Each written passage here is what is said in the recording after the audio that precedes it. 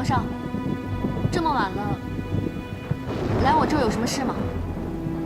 这是朕的皇宫，朕想来就来，想走就走，朕今天就要杀你！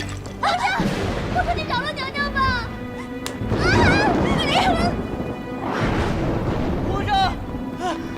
皇上，皇上不要啊！皇上，皇娘娘快走啊！滚开！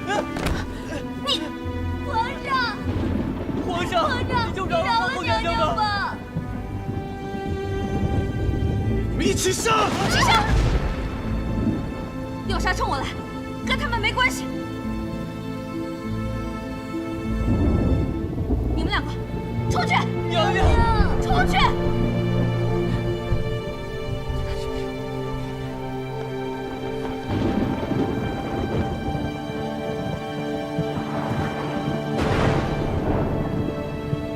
齐胜，你喝多了吧？朕没有喝多，朕清醒着的。连你跟朕说的那些话，朕心里一清二楚。皇上，您说的这是哪儿的话呀？您要是觉得哪儿有问题，我再跟您解释解释。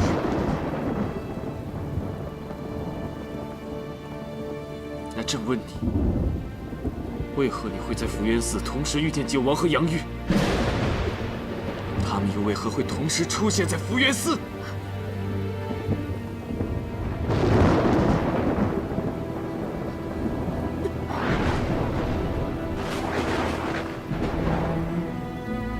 你和他们又是什么关系？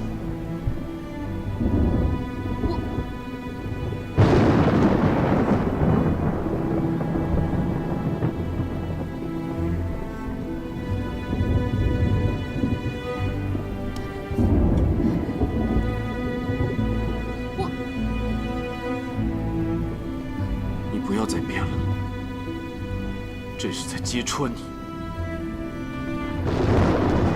不是想再听你说谎。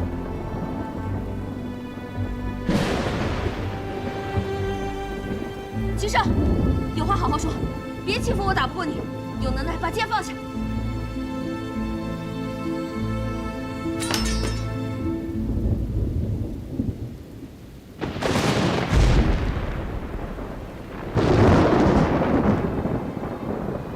你是朕的皇后，你是朕的结发之妻，朕对你做的任何事情都是名正言顺的，你难道不清楚吗？啊！我跟你拼了！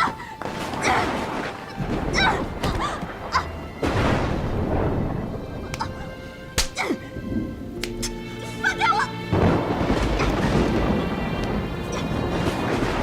齐胜，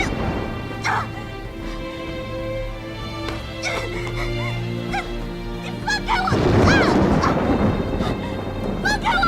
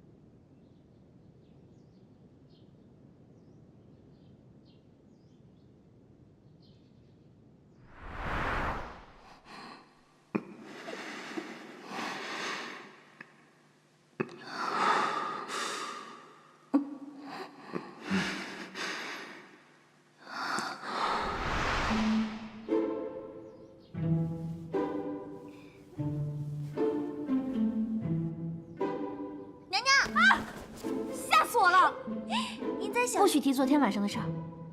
瞎说什么呀？好好好，不提不提。娘娘您继续想，奴婢先走喽。哎，先别走，我有事儿想问你。娘娘您说。一个男人强迫一个女人做了他不喜欢做的事儿，他还会再来找她吗？强迫？娘娘，这种事儿奴婢没经验啊。算了算了算了，要是我自己，我也不会再见他第二面的。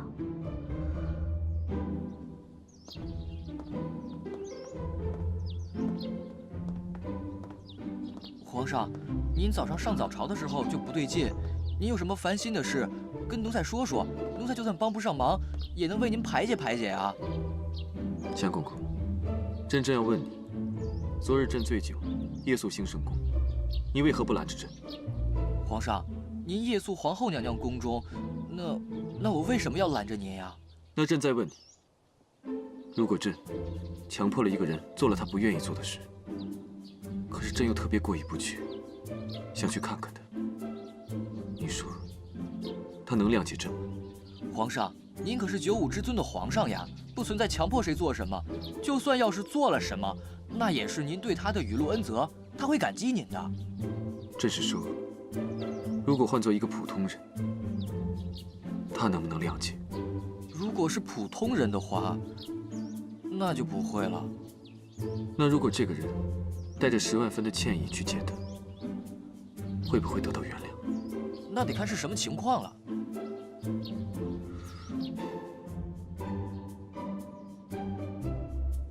皇上驾到！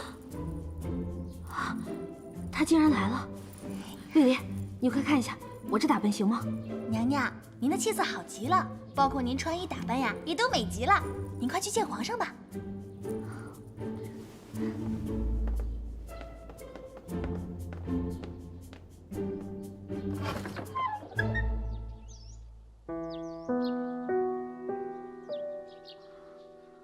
皇上，既然来了，怎么不进屋啊？朕觉得进去说话不太方便，就在这里说吧。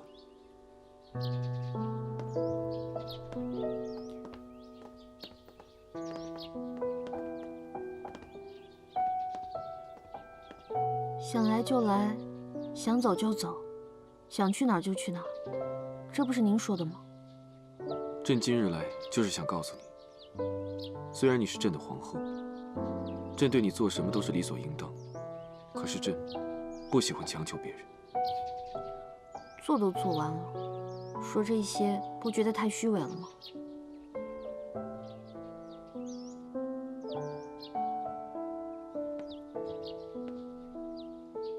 朕知道你是这么想的，不过朕一直坚持就事论事，是非分明，所以朕向你保证，以后一定会尊重你的意愿，再也不会做出违背你心意的事了。皇上，你怎么知道我的心意是什么？朕想知道，自然会知道。朕想告诉你，即便朕做了这样那样的事，也都是为了换回你的真心。从今日起，朕会用尽一切方法，来消除你的疑虑和猜忌，让你明白朕才是你最牢固的依靠。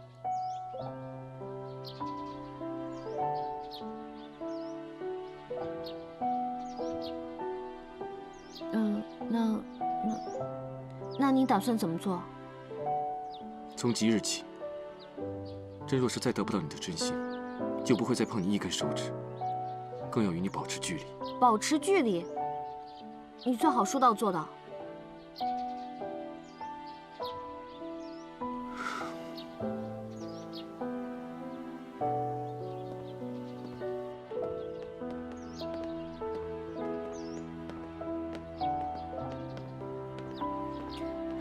说走就走，保持距离。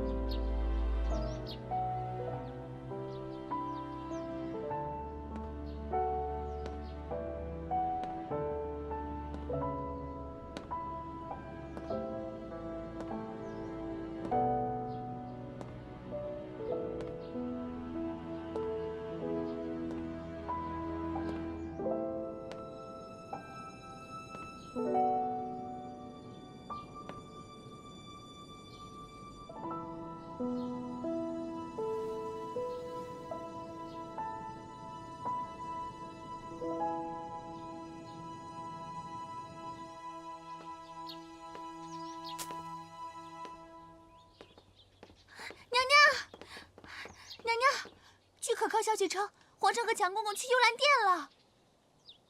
难怪说和我保持距离，不动我一根手指头。合着又想起江氏的好了。按理说，我身材比他好。不对，可能是我自己的眼光。对呀，娘娘，怕就怕皇上和我们的眼光不一样啊。绿篱，你还是去看看吧，看看什么情况。嗯。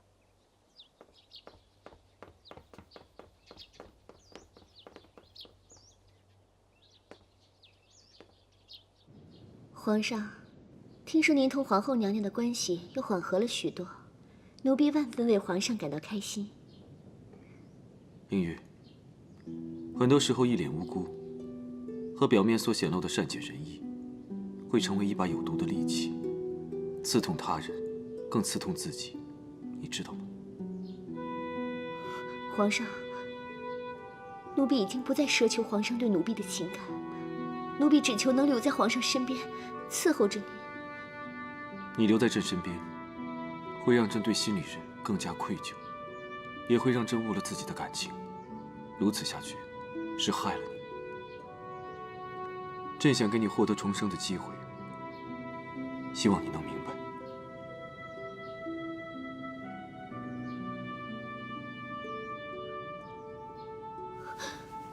皇上，求您别让奴婢离开您。来人，赐酒。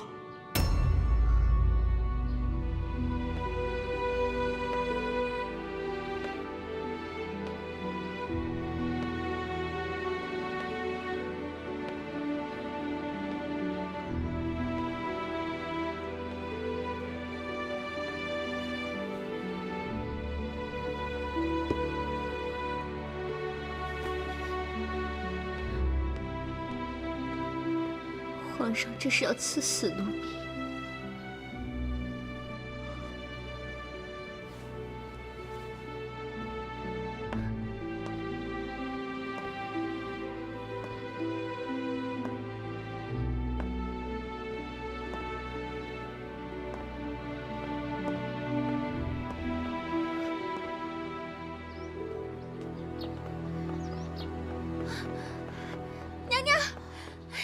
怎么回事？大事不妙！我去了之后，门口有侍卫把守着，不让我进去，说是皇上有事要谈，任何人不得入内。有事要谈？我看是要谈情说爱吧？不行，齐胜他想把我从皇后的位置上拉下来，想都别想。走。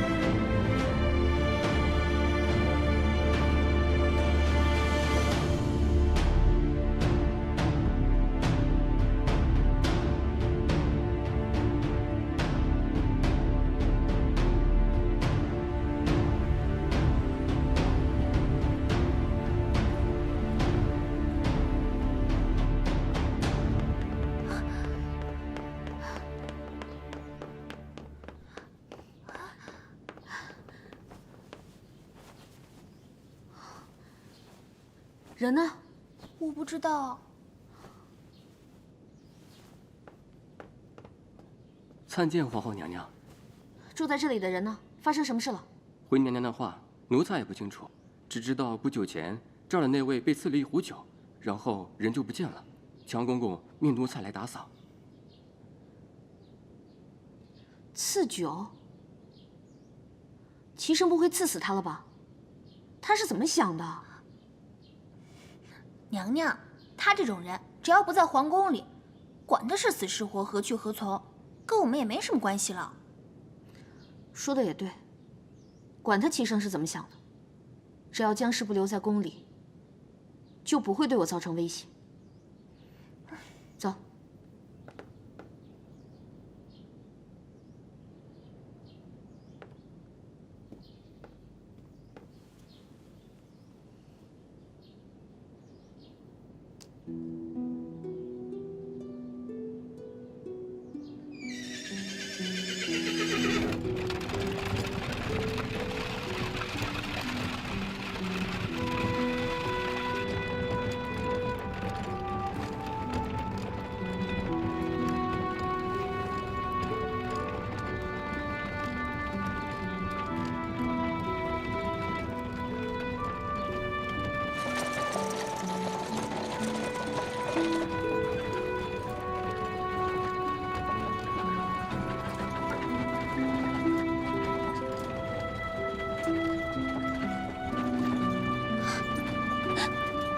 皇上，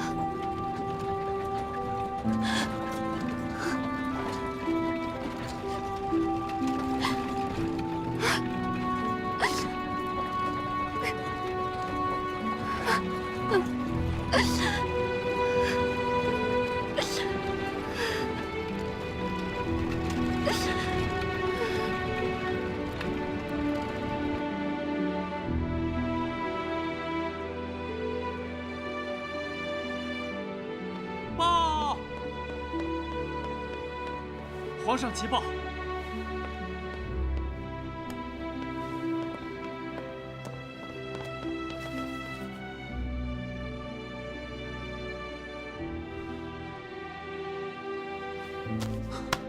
太好了！杨将军率军大破云溪，至此，云溪并入我南下版图。杨将军现已班师回朝了。强公公在，皇上有何吩咐？传令下去，待杨将军归来之时，为他接风洗尘。是皇上。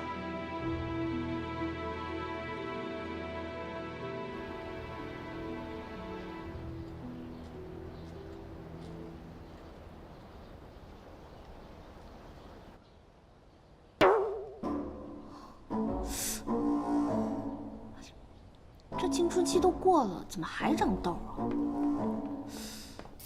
娘娘，娘娘，微臣给您请安。哎呦，张太医，你可算是来了。来，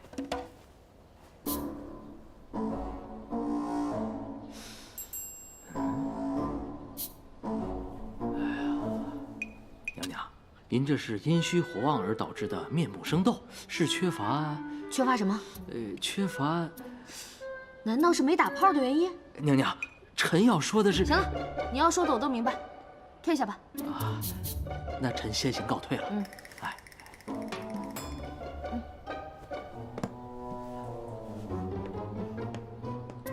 绿篱啊，我有多久没见到齐生了？奴婢也记不清了，大概有1个月了。1个月了。嗯，之前是没有让我尝到甜的滋味，我是不知道那是什么感受。现在让我尝了个鲜，又藏着掖着不给我了，你说我能不内分泌失调吗？娘娘，明日可就是为杨玉将军接风洗尘的日子，您这一脸的痘，怎么面圣呀？明天就能见到齐生了。嗯，那我这一脸的痘终于有救了。啊擦！明天。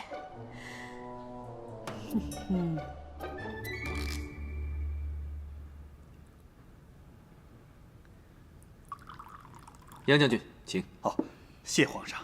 啊，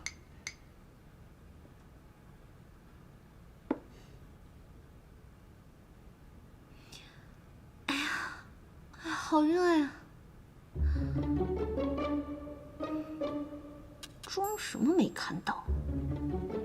我只有主动了。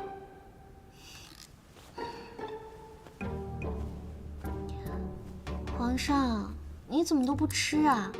我来给您夹菜。张宝宝，你这是干什么？你说要干什么？你这是在对朕好吗？这都被你看出来了，我是不是太刻意了？那我尽量收敛一点点啊。哎，你不喜欢吃菜，那我给你加肉吧。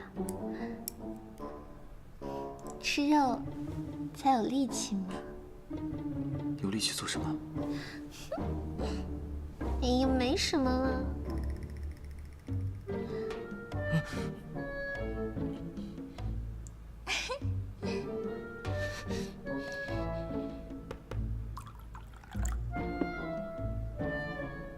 你要是不喜欢吃肉，我陪你喝酒啊。喝醉了，我送你回家。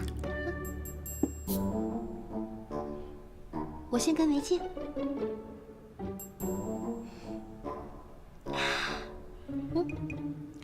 张宝宝，朕觉得你还是回到你的位置较为妥当。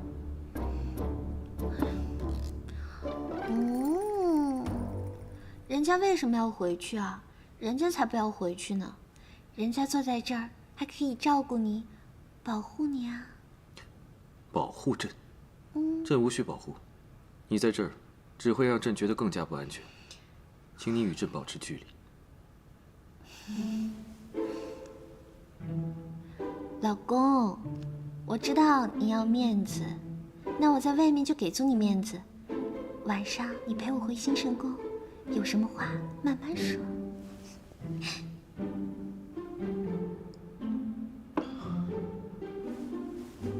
今日是个大喜的日子，朕终于盼回了杨将军。各位爱卿，不必过于拘礼，要带朕陪好杨将军。哈哈，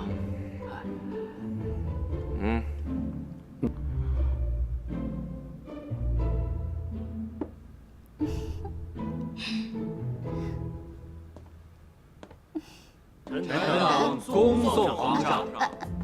哎，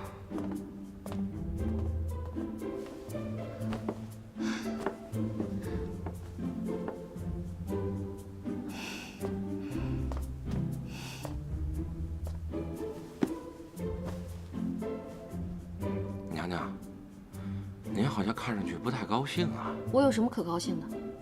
你没看见今天杨家这局面，指不定有什么好事儿。此话怎讲？俗话说，老天欲要你灭亡，必先让你嚣张。我怎么从来没听过这话呀？你有没有觉得，杨家一下子受赏良田1000顷，黄金美眷无数，就连皇家在翠山的山庄都赐给了他。这一时间啊，杨氏一族啊，在帝都那是炙手可热。这是不是有点过了？嗨，娘娘，杨家在南下拿下了一大块地啊，这点赏赐根本不算什么。也是。不过齐胜现在对我是连正眼都不瞧一眼，哎，就连我脸上这些痘他都没看见。就凭他对我这个态度，由此可见，这一定是暴风雨来临之前的风平浪静啊。看来我皇后的位置怕是不保了。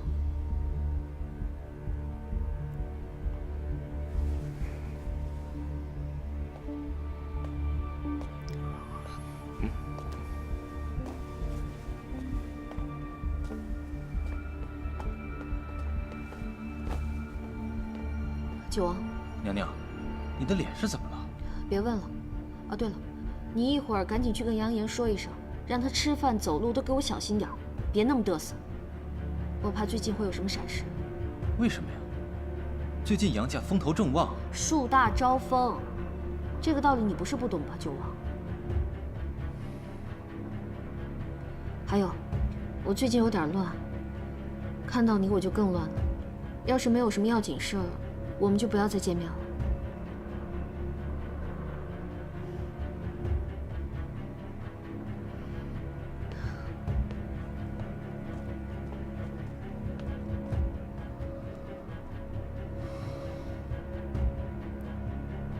朕的谋划，你等可记清楚了。皇上果然是好计谋，臣都记清楚了。朕的这个办法，只是委屈了杨将军。皇上，臣肝脑涂地，在所不惜。杨将军为南下朝征战沙场，出生入死，朕对你的那些封赏，远远不及杨将军的一腔热忱。但如今，却还是不免危及杨家。皇上，您此番话真是折煞老臣了。那些封赏对臣来讲，远不及为皇上排忧解难。朕也是陷入两难之地，才不得不做此打算。如果朕再不做什么，怕是他们真的要反了。九王行事一向谨慎，皇上的计谋正是趁他风头正旺、放松警惕的时候，让他们不知不觉地卷入其中。这便是温水煮青蛙。朕就是让他们不易察觉，慢慢卷入事端。等他们发现的时候，便为时已晚。皇上，杨将军，请放心，朕不会真的动手，只是给他们一个警告罢了。皇后也必须要明白，谁才是她真正可以倚靠之人。皇上圣明。杨将军，到时候范御史那边有什么需要，你也帮衬一把。尤其是杨岩那边的动向，你需要及时和范御史通气。臣一定谨记于心。朕说的步骤，你等记住，一步都不可以走错。是，皇上。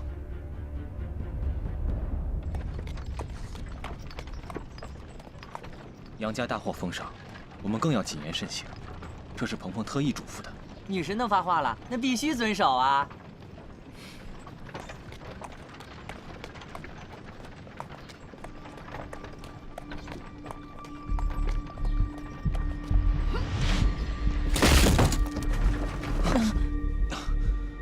什么情况啊？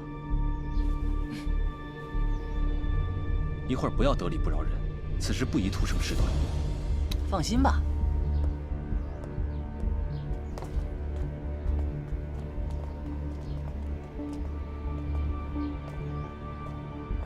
哎，哦，我们的马没受什么惊吓，车受损也不严重。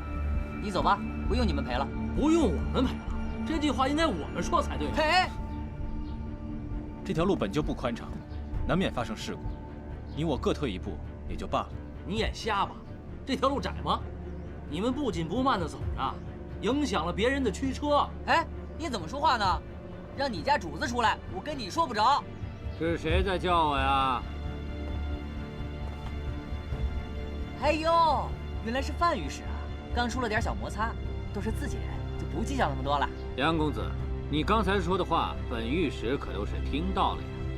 你当然是没事儿，可我的马儿受了惊，车受了损，我的车夫又受到了精神创伤，呀，我的马儿肯定是吓到精神分裂了。哎呦，我这老寒腿又发作了，你说这如何是好啊？说吧，是不是缺钱花了？这是什么话？你以为有钱能摆平一切吗？范御史，如果深究起来，此事并非我一方之错呀。你，九哥，别跟他废话了，就着没事找事儿。用娘娘的话就是，你丫的没事找事儿吧啊？你丫谁呀？你他妈敢推我？你呀？你呀？嘿，你呀？你呀？哎呀，你呀？你呀？你呀？你呀？你呀？你呀？你呀？你呀？你说的事情，朕都明白了。原本是场交通事故而已，只是九王和杨玉的小儿子仗势欺人，对你大打出手。可是如此。是啊，皇上，那杨延将我的车夫暴打，还辱骂他是鸭。我的车夫不堪受辱，昨夜投河自尽了。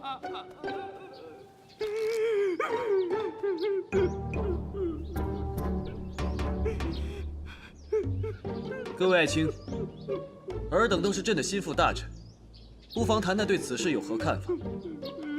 禀皇上，九王那里当人的行事作风，大家早都在背后议论纷纷了。对于那里干的那些事情，大家心头很不满意。确实如此啊！对于他们的种种做法，那简直是罄竹难书啊！他们如此嚣张，背后可还有别人撑腰？皇上，这个事情要是一直追究下去，可能会波及波及什么？皇后，张家，朕乃一国之君，朕需要顾及谁的颜面吗？皇上，这事儿要是深究下去，确实波及到皇后娘娘和张家呀。对头，还有跟九王关系好的那些王爷也脱不了昭昭。好，既然如此，那就给我查下去。朕给你们3天时间，给我一五一十的查出来。是，要得。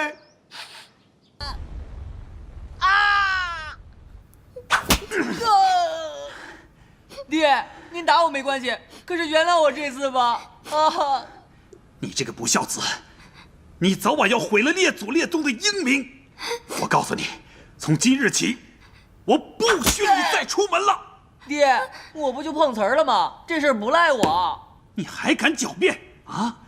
你以为你是官2代、富2代，你就能为所欲为、目中无人了吗？我告诉你，如果没有你爹我，你就是个屁！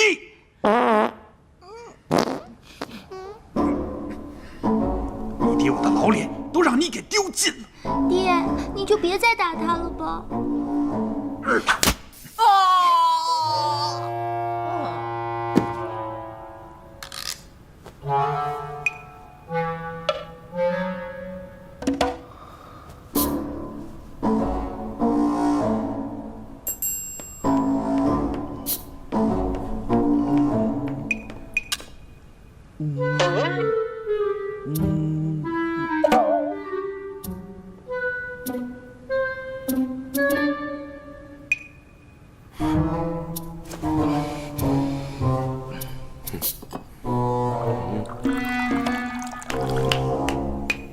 没想到九弟的口味这么重啊！啊，九弟，你怎么还有心情喝茶呀？茶当然还是要喝的。难道九弟已经有了应对之策？当然没有。当然没有。九弟啊，我可是被你们拉上这条贼船了，你可是这条船的船长，你可不能让这条船沉了。现在似乎还不至于沉船吧？也许我是存着侥幸心理，这御史案的始因过小，想要牵扯出太多的人和事，也并非易事。说的挺有道理。所以以不变应万变，不可自乱阵脚，火上浇油才是上策。嗨，说的这么高深，还不是没办法。九弟，你慢慢玩。嘿嘿嘿嘿嘿。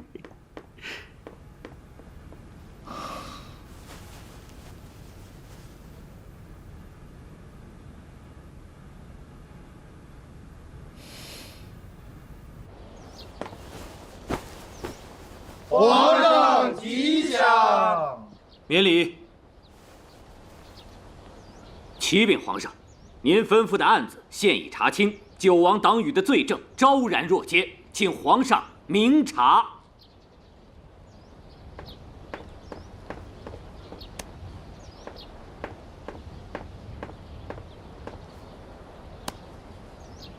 果真如此，你们先说来听听。禀皇上，据查实，杨家委托张家的人买了个盐田里。买官，此事不能忍。皇上，深都郊外有一块很好很大的田土，说好了是公平竞价，结果龟儿子张家利用权力打通了上下，把那块地低价卖给了九王。滥用职权，徇私舞弊，不能忍。接着说。杨家公子杨炎大婚当日，私自封了圣都的交通要道，是卖菜的不能出摊，做生意的无法开门，真是民不聊生啊！横行霸道，不能忍！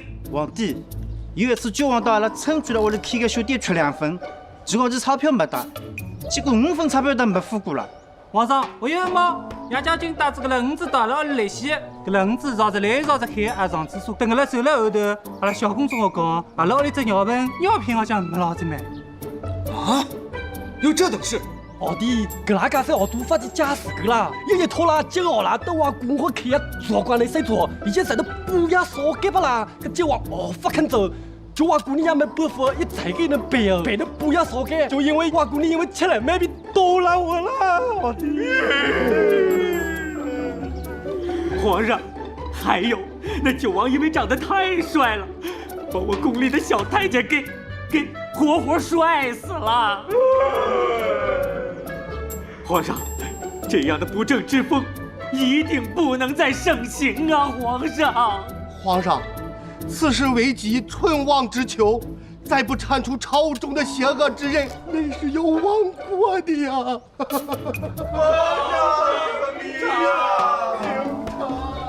好了，既然事情已经查明，该如何处置，朕自有定夺。谢皇上。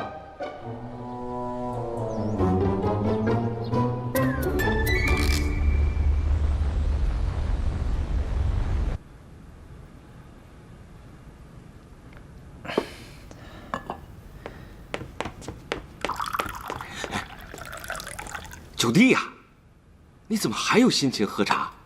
你没听说事情闹大了吗？听说了。现如今啊，皇后和杨炎那儿，我们都不便再相见了。现在只有你我2人商量此事，你有什么对策吗？依我对皇上的了解，他若真的想办我们就没有办法。没有办法是什么办法？我也讨厌这种束手无策、如瓮中之鳖的感觉。你以为我不想做什么吗？可是现在无论我们做什么，都已经为时已晚。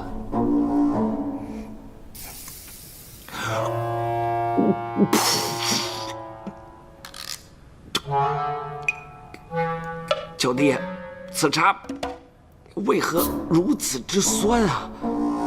我喝的是醋啊。醋？心中太酸，只能以酸攻酸。九弟，你的口味真是重中之重啊！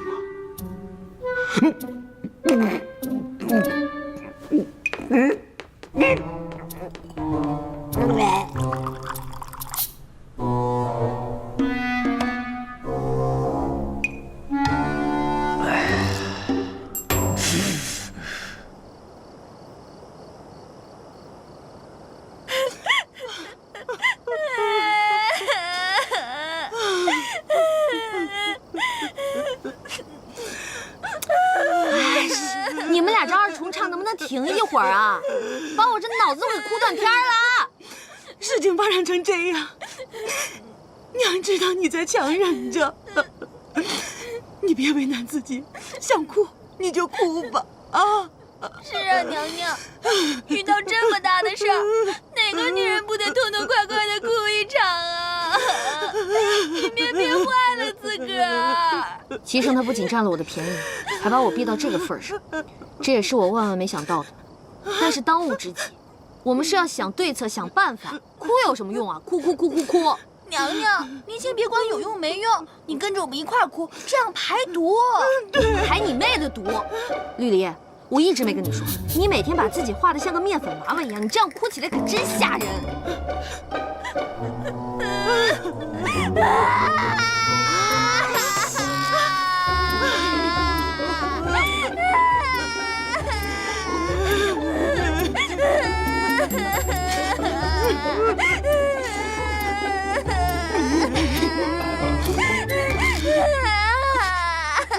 我可怜的孩子呀，都是咱们张家拖累了你，你不知道，你父亲和你叔父都已经革职查看了，恐怕这次皇上是要来真的了。您就放心吧，我一定不会袖手旁观的。原本我和你父亲以为皇上只是树立风气，可没想到你几个御史天天到大明宫去闹，这什么八竿子打不着的破事儿都被他们给抖露出来了。据说还搞了一个什么百人联名上书。现在看来，齐生这是在表达对我撒谎的不满，才起了这么多事端。我是一个重义的人，这件事情因我而起，我不会让任何人替我担这个责任。难道娘娘你有了妙计？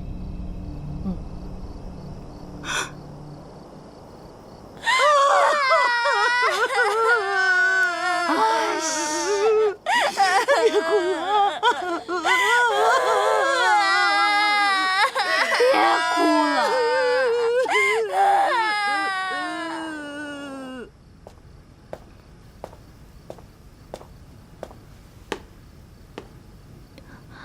皇上，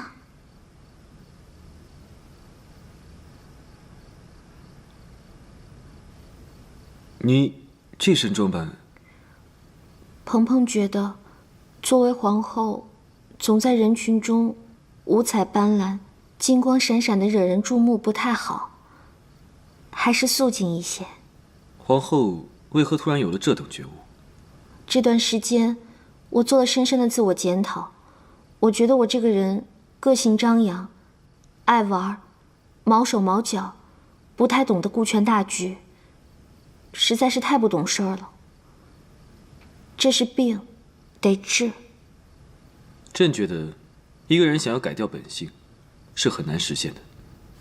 是啊，所以希望皇上能给我一个机会啊！人能了解到自己是最难的。我现在已经走出了认识自我的第一步，也就是说，我离改变自我的第二步不远了。朕知道，你能服软卖乖、低眉顺眼，是形势所迫。可，朕还是愿意听你说这些。说吧，可是为了御史案一事来求朕？是。还希望皇上从宽处理。给朕一个理由。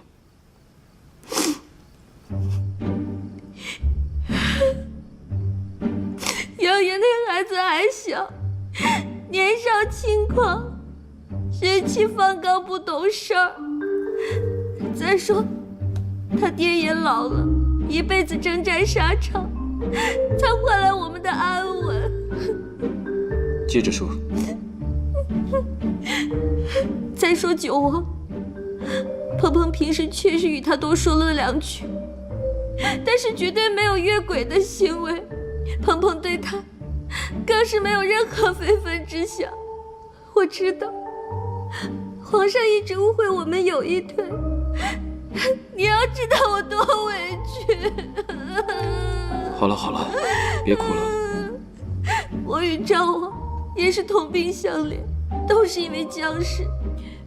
我常与他在一起治愈疗伤，想着有什么办法才能笼络爱人的心，他也不容易。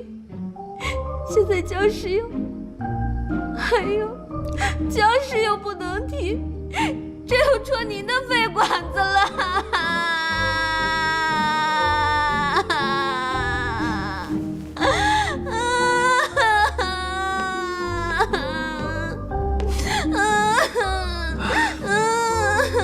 好了好了，不要哭了啊！别哭了，你这个哭法朕可受不了。原本朕只是想给他们一个警告，更想让你明白，你应该依靠的是谁。那还用说吗？我早就想好了，我最应该依靠的就是皇上您呐。但愿你是真的这么想。等风波过去后，朕会从轻处置，你不要再哭了。皇上此话当真？君无戏言。皇上，您之前说过要得到我的心，我觉得只要您愿意，那些都不重要，我随时都可以。不管您是哪里不舒服，哪里不得劲儿了，随时来新寿宫找我。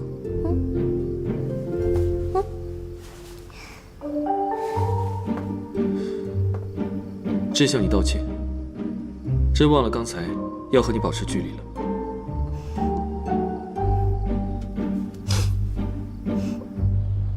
奉天承运，皇帝诏曰：张陵从军中开除，永不复用。杨玉削其爵位，夺其兵权。杨玉之子杨延收回其宅院2处。九王降为郡王，罚3年俸禄，钦此。谢皇上恩典。这就完了？那我呢？你觉得你还有什么能让朕罚的？你是有官职还是有爵位？你是有房产还是有田地？你是不罚我，可你这更加羞辱了我的人格，践踏了我的自尊，让我这辈子都够了。这次的事情，让朕给强压下来了。朕只愿你等今后严于律己，洁身自好。都下去吧。臣谢主隆恩。谢主隆恩。哎妈呀！鬼！鬼啊！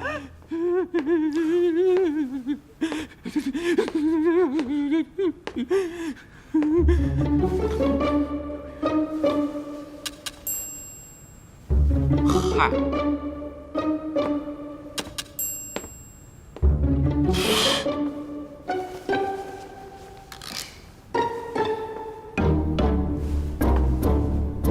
没想到娘娘的装束还真流行起来了。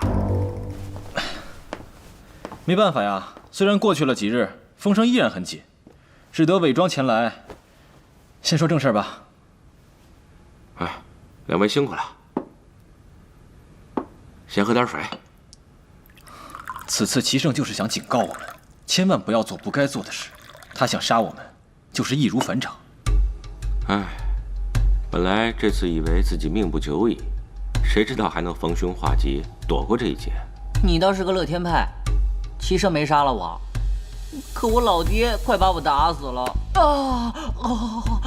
此次齐胜看似没有危及任何人的性命，但实则却借机夺走了杨家的兵权，削去了我的爵位，这等于把我的实力全部夺走了。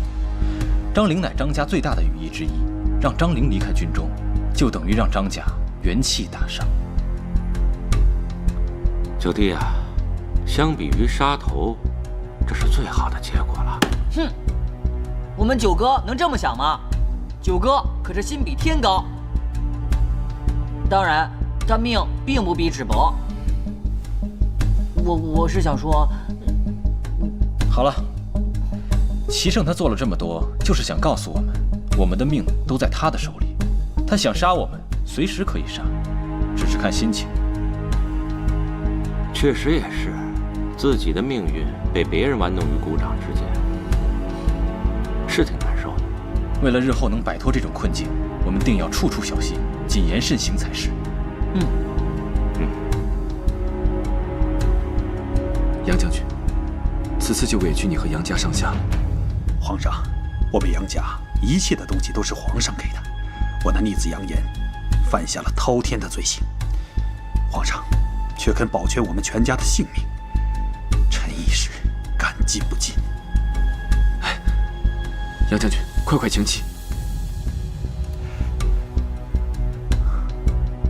皇上，臣有一事不明，不知当讲不当讲？杨将军是想问，朕为何不借机将他们一举拿下，是吗？皇上圣明，臣想，皇上是因为皇后娘娘吧？不过，它只是一方面原因。更重要的是，此时正值北漠兵变，更是到了用人之际，朕必须维稳朝局才行。皇上圣明。不过，臣有所疑虑。如果真到了用人之际，这赵王和九王也难以安置啊。这便是用人要疑，疑人要用的妙处所在。哦，皇上如此年轻，却能高瞻远瞩，真是令臣佩服啊！老臣敬您一杯。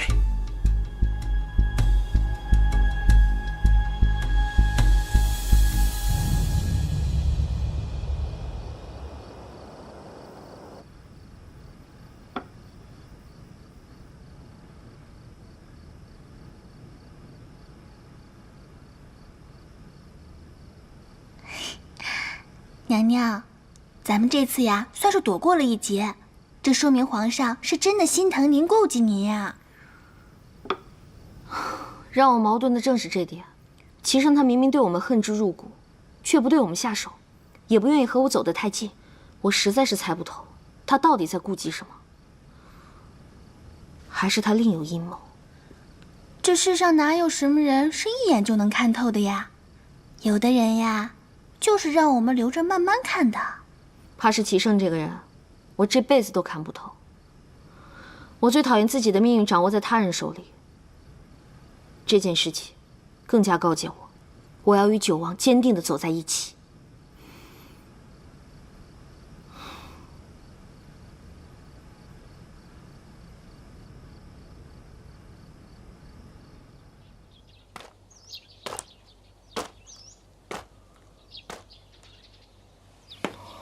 谁呀？鹏鹏，你为何做出如此拧巴的动作？哎，别碰我啊！我这是练泰式武功呢，我这心里拧巴，拧拧就舒服了。如今想要见你一面，实属不易啊！我是找了个借口给你送礼物才前来的。嗯。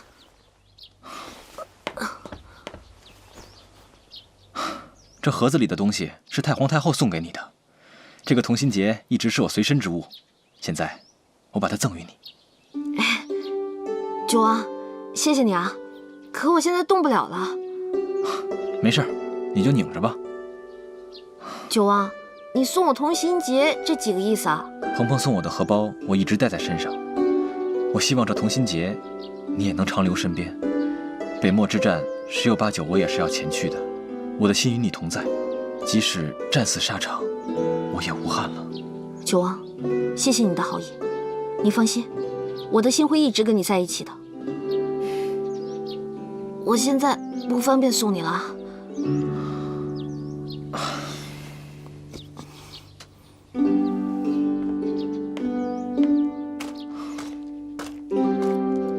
再见啊，慢走。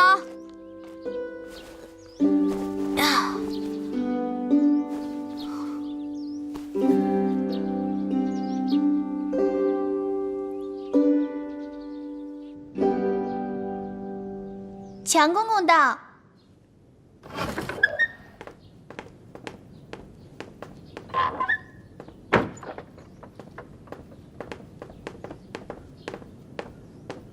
奴才给皇后娘娘请安。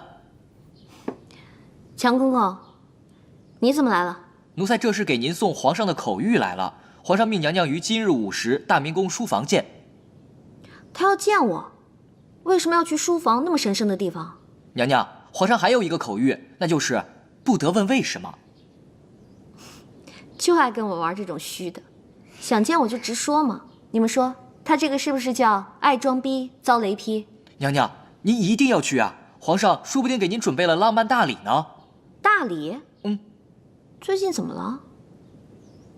怎么都送我礼啊？嗯？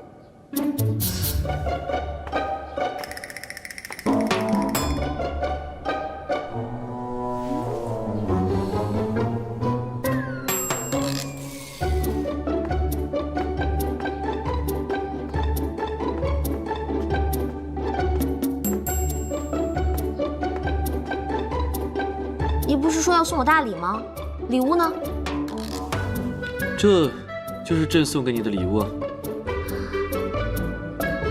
你确定？那我可就不客气啦。张泡泡，你这是做什么？难道你送我的礼物不是抱抱？朕的意思是，这些书是朕送你的礼物。啊？朕知道，这对你来说确实是一个惊喜，因为你从根儿上就不是一个爱读书的人。不过今后，朕会亲自来教导你，将毕生心血都交给你，以便日后你好教导浩儿。从今日起，你便常伴朕左右。啊？我能常伴左右？是的，不要感谢朕，速速收礼谢恩吧。谢皇上。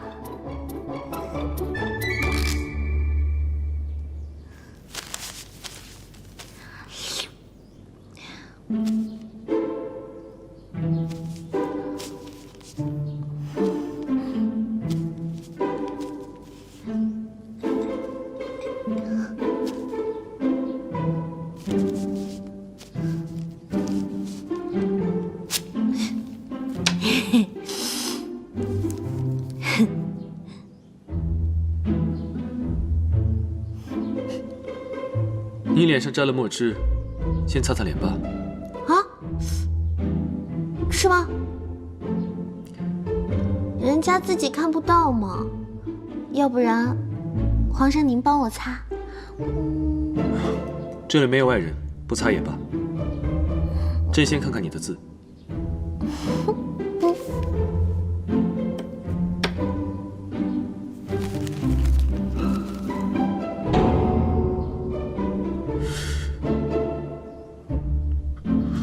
看您那不忍直视的神情，我的字真的有那么丑吗？你好意思说？你写的这是字吗？既然皇上觉得我写的不好看，那您就手把手的教人家嘛。也只能如此了。你过来。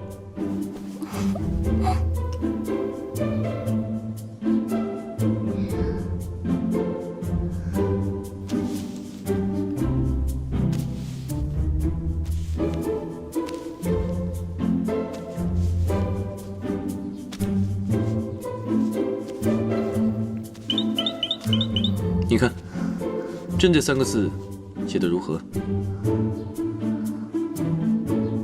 张鹏炮，朕在问你话呢。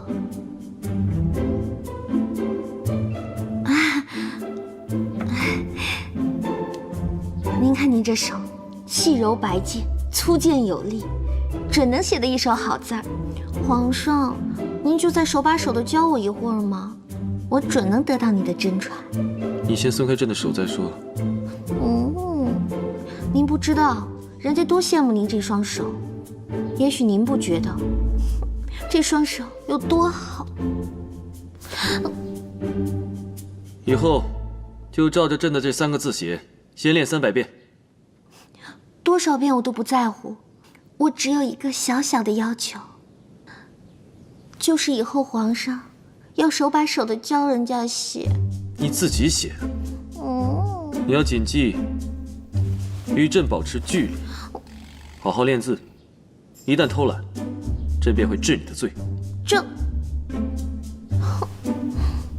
也就是说，我以后要一个人在这孤灯下练字。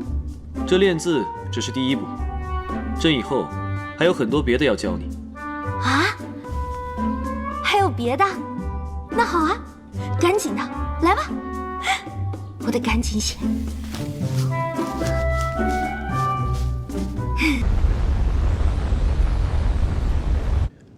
北漠与南下对立已久，虽无大规模对抗，边疆却时常发生小的冲突，所以朕有意要北征。不知众爱卿有何看法？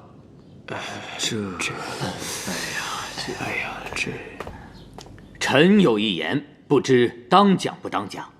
不当讲的话，就不要讲了。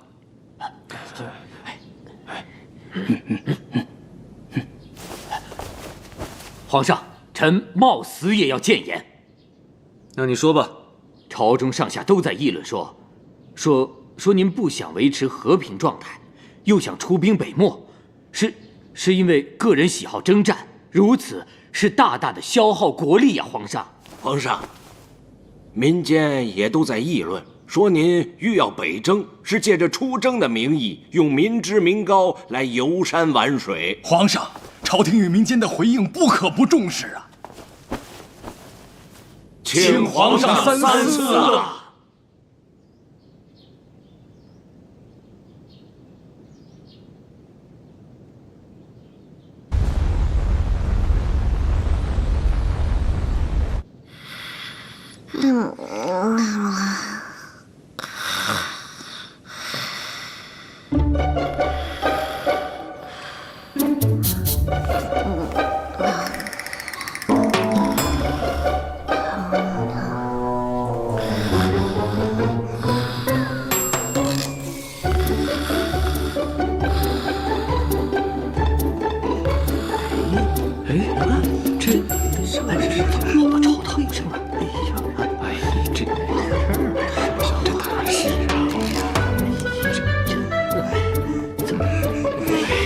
真是。哎，不好意思，不好意思啊。哎呦，浩儿，来啊 ，I'm sorry，very very sorry。啊，不哭啊，浩儿，妈妈回去给你喂奶奶好不好？哎呦，不哭。啊，哎呀，成何体统？哦 ，sorry， 浩儿乖，不哭啊，回去妈妈给你喝奶奶。哦，不哭啊，乖。啊，不哭。哎呦，皇上，乖。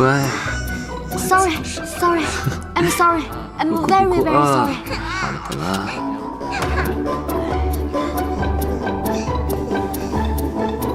来，对，不哭了啊！好了，乖。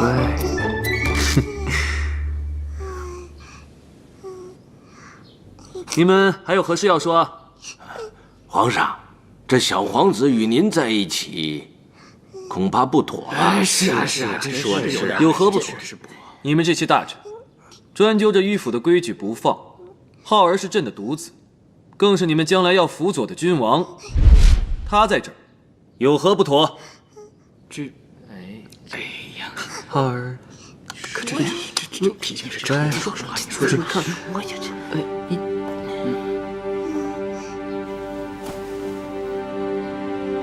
你们刚才说了那么多，朕全都听懂了。北漠对我南下边疆的滋扰，并非一朝一夕，朕一直谨记于心。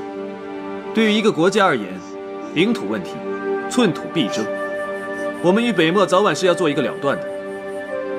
即便他强拆了我们南下的一座房子，还是偷了一只羊，朕都要悉数讨回来。出征北漠，事关我朝前途命运，意义重大。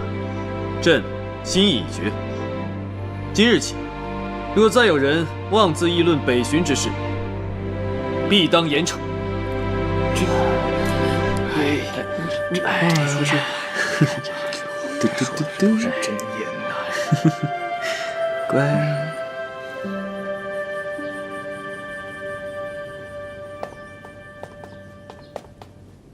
皇上，您在议事厅里说浩儿会成为将来的君主，我觉得有点太突然了。一点都不突然，朕早就有此打算了。我觉得您这句话说的太早了点儿。皇上，您还这么年轻，将来会有好多的儿子，万一出现一个您更喜欢的，您说到那个时候您该怎么办？我们浩儿该怎么办啊？你这个人真是古怪啊！朕要将皇位传给浩儿，难道不是一件高兴的事吗？你为何要说出这样的话？我当然是为了我儿子着想了。自古以来，为了皇位，父子相继、手足相残的事儿不少发生。我不能让浩儿小年纪就经历这些，这完全不利于儿童的发展和长个儿。你说的话，朕会再想想。皇上，我知道您对我好，我看得出来。废话少说。今日我要将你批阅奏折。